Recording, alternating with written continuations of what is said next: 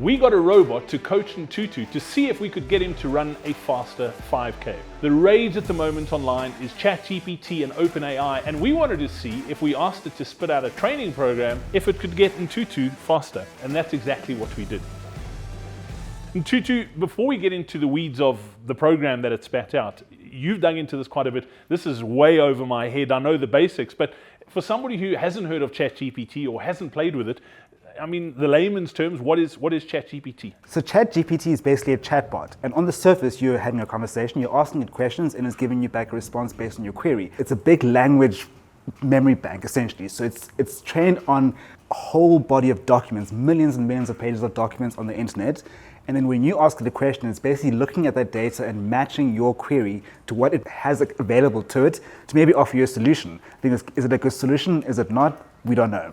And I think that is probably what we need to figure out in this experiment, or what we have figured out in this experiment, I should say, is you have to give it prompts. So you need to know that you have to ask the right questions to get the right information. And that was one of the challenges you had to start with.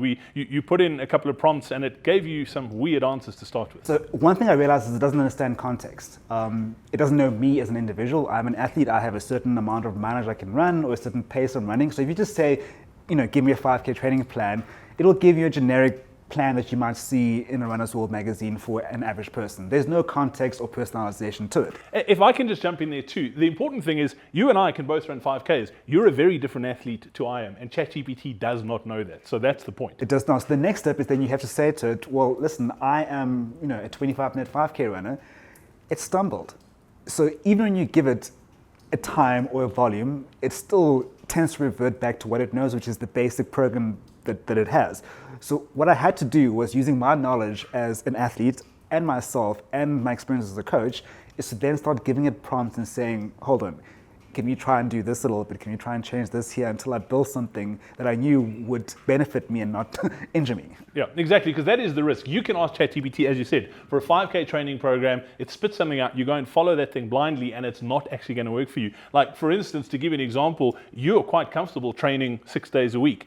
I definitely can't train 6 days a week. I'm a much bigger athlete. I'm going to break down if I even try. I won't get through the first week. Tell me a little bit about the plan that it spat out from your coaching experience and what you know works. How accurate was it? If a layperson put that in and didn't know that, was it good enough to follow? So as you can see here, what I did was I initially asked it a generic question for a 5K. I did give it frequency, because I know I run 6 days a week, and at that time I was running about 60Ks a week. So I gave it a rough idea of where to put me.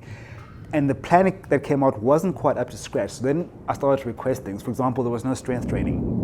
And some of the intervals were a little bit long for where I was. I know that I'm not as fit as I used to be, so I cannot do mile repeats, for example. So I had to ask it to just tone down a few things. And some of the runs, it gave me 3-mile runs. I asked for a 5K plan, so of course all the runs are 3 miles. And you can ask it to adjust those runs a little bit and say, I actually want to do, maybe I do 45 minutes on my easy days, adjust to 45 minutes. My long run was 10 miles, for example, but I might have wanted to do an 8-mile run. So as you can see from the prompts, I was asking it to adjust some of those things. I even asked it to switch some days around. So for example, it had back-to-back longish runs on Saturday and Sunday, and I'm not very comfortable doing that right now, so I asked it to just swap my Thursday and my Saturday runs around, and eventually I got a plan that I felt comfortable doing. It probably wasn't the exact plan I would have gone with, but it had the important things. It had a long run. It went from 8 miles to 10 miles, which is 13Ks to 16Ks, which is roughly what I was doing, and then it gave me a progression of interval training, which went from 4x800, 5x800, 6x8, and 6x800. This was at 5K pace. Now, it doesn't tell you what 5K pace is, and of course, you need to know what that is. Interestingly, I did ask it at one point to give me a plan based on pace, and it gave me a 5K pace and said, train at 80% of 5K pace. And I asked it, what is 80% of 5K pace? And what came out was not logically what I would do to an athlete. So some of those nuances are missing, but in the end, I got a plan that I felt comfortable enough to follow, and it was a 4-week plan. And that's what I did. Yeah, so let's talk about that. You went and did that. At the time when we started this experiment, in a previous video, you spoke about losing your mojo and throwing away your Garmin. So we were looking for ways to spice up your running, if you would like. And this was one of the ways we thought of. Tell me about those 4 weeks worth of training. How did they go? Okay, so obviously what I had to do was I needed a benchmark. So prior to starting the 4 weeks, I had been training for a little bit because I wasn't going to jump into a training plan with interval training without doing any training. So I did build up my volume and I was back to, as I said, a baseline of 60 Ks a week and 6 days of running. And I did a time trial, and the time trial was 21 minutes and 26 seconds. So that was my benchmark.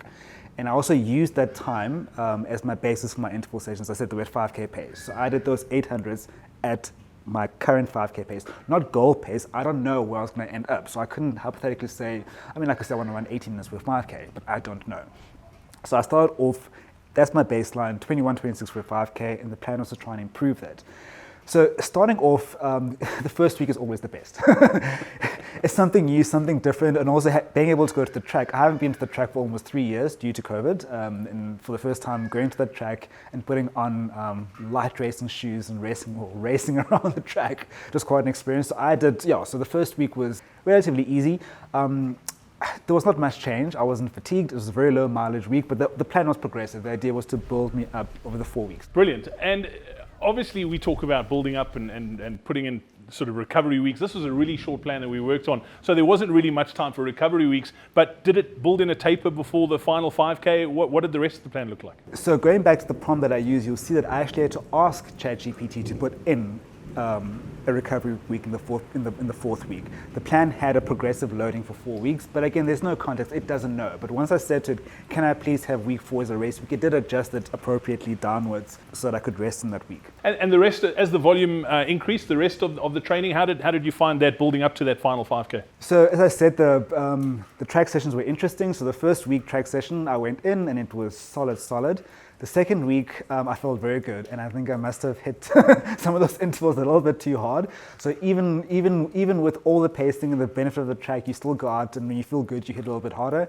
And I actually struggled with my long run on that weekend. And then in week 3, I was very tired in those intervals. I must tell you, I hit my paces, but when I did 6 of them, it was quite a lot of work. But you expect that, right? You are building up the volume at the same intensity. But what was interesting was as I went through the plan, I'm running to heart rate because at the time I didn't know how fast I was training, and I noticed that at my target heart rate zone, and it's personal to me. So my easy zone is 135 to 145. But that's just my own personal zone. Yours will be different. But in that zone, my easy run pace has actually improved across the 4 weeks. So there was a sign that I was getting fitter. Yep. As I said, my interval sessions were getting harder. And that final long run that was 10 miles was quite an effort. It was almost an hour and a half of running. Wow. And I haven't run that long in a very, very long time. That's a lot of running. I'm no coach, Ntutu. I'm a certified couch potato, work at Coach Parry, but I've been around this long enough that obviously there are longer runs than 5Ks in a 5K training plan. But 10 miles for a 5K training plan seems to me a bit excessive. That's actually, so I can refer back to time. So it's an hour and a half of running. So when you look at it that way, an hour and a half of running for a 5K is actually an ideal long run. And it wasn't, when I say I haven't run that far in a while, I've been running 70 to 80 minutes in the build up to it. So an hour and a half was longer than I'd done, and it was more the accumulation of training leading to that point. That was the fatiguing factor, not necessarily the long run itself. But it was a challenge. And then the recovery week was obviously a blessing once you get to that point. I love it. Well, I definitely wouldn't be running 16 or 10 miles, 16 Ks in an hour and a half. So I'm glad you put that into context about the time. But let's talk about the final execution. And did you get faster? I think that is the big question. Did you get faster with ChatGPT coaching you? So maybe it was the expectation of knowing this is a test I'm doing and it's going to be recorded and I'm going to have to report back. But one of the important things about training is that you need to stick to the plan. It doesn't matter what plan you choose in the end. If you choose a Coach Parry plan or a ChatGPT plan, or for me an Ntutu plan, whatever you do, you stick to it. The problem is a lot of athletes will chop and change their plan and they're not allowed for progression in their plan. So it was only 4 weeks, mind you, so it's very difficult to read a lot in 4 weeks. But as I said, I noticed an improvement in my easy paces. And I stuck to the plan. There was one day in the plan where I had to shift a day around because I had a bad night's sleep, and I've learned myself that I can't exercise on no sleep. And then when I actually did the time trial itself, so I used the same route. So the same route that I did my initial time trial on the same time trial. And I'm glad to report that I ran 20 minutes and 19 seconds. So it was 1 minute and 7 seconds quicker over 4 weeks. That's amazing. I mean, that is phenomenal. But I think it also does point to the fact consistent training and, as you said, following the plan. But looking back now, obviously there was a lot of massaging that you had to do to this plan.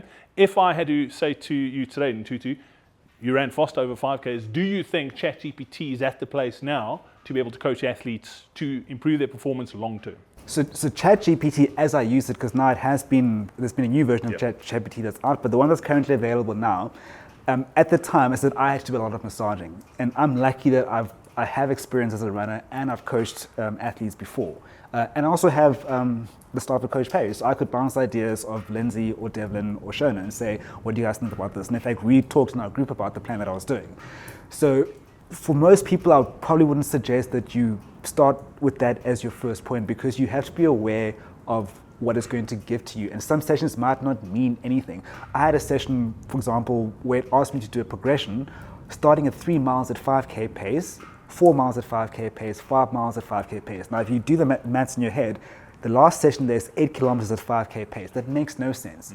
So if you don't understand what that means from a training perspective, you might find yourself going out and pushing yourself too hard. So for the layman, unless you have someone who can analyze the plan with you, it wouldn't be the first port of call. I think that's a great point.